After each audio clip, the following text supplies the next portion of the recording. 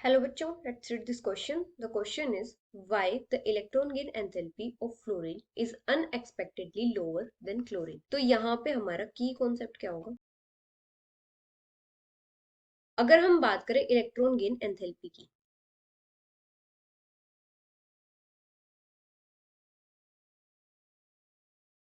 तो electron gain enthalpy क्या होती है? जब किसी भी आइसोलेटेड गैसियस एटम को नेगेटिव आयन में कन्वर्ट करने के लिए इलेक्ट्रॉन का एडिशन करवाते हैं, तो इलेक्ट्रॉन के एडिशन की जो प्रोसेस होती है वहां पे जो एनर्जी चेंज होता है उसको बोलते हैं इलेक्ट्रॉन गेन एंथैल्पी। और इलेक्ट्रॉन गेन एंथैल्पी का जनरल ट्रेंड क्या होता है? जब भी हम किसी पीरियड में लेफ्ट से राइट जाते हैं तो जो इलेक्ट्रॉन गेन एंथैल्पी होती है उसकी वैल्यू ज्यादा नेगेटिव होती जाती है।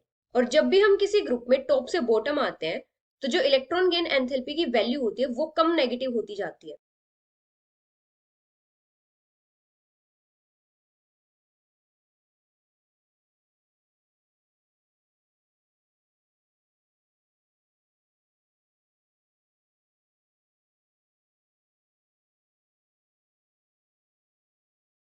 क्योंकि जब हम टॉप से बॉटम आते हैं तो जो एटॉमिक साइज होता है वो इंक्रीज करता है, इसकी वजह से जो इलेक्ट्रॉन गेन एंथैल्पी की वैल्यू होती है वो कम नेगेटिव होती है।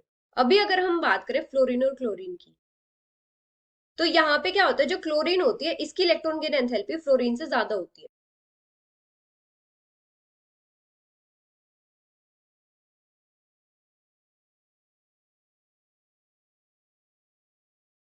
मतलब क्लोरीन की जो इलेक्ट्रॉन गेन एंथैल्पी होती है वो ज्यादा नेगेटिव होती है। इसका मतलब क्या होता है कि क्लोरीन में जो इलेक्ट्रॉन का एडिशन होता है वो इजियर होता है फ्लोरीन से।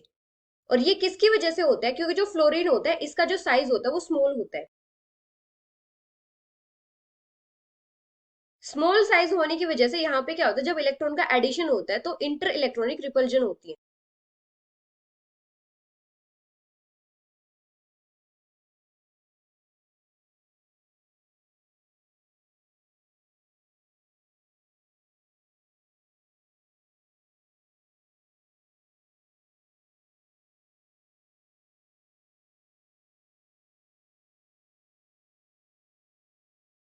मतलब यहाँ पे जो इलेक्ट्रॉन डेंसिटी होती है वो हाई होती है, इसलिए यहाँ पे इलेक्ट्रॉन का एडिशन इजी नहीं होता।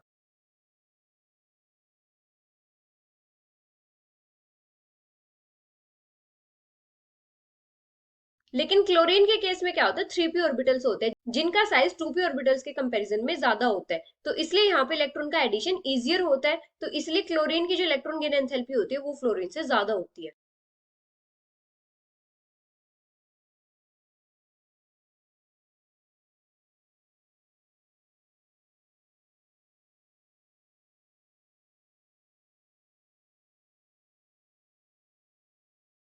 और जो कंप्लीट पीरियोडिक टेबल होता है उसमें क्लोरीन की सबसे ज्यादा इलेक्ट्रॉन गेन एंथैल्पी होती है। So this is the final answer. Hope you understood it well. Best of luck.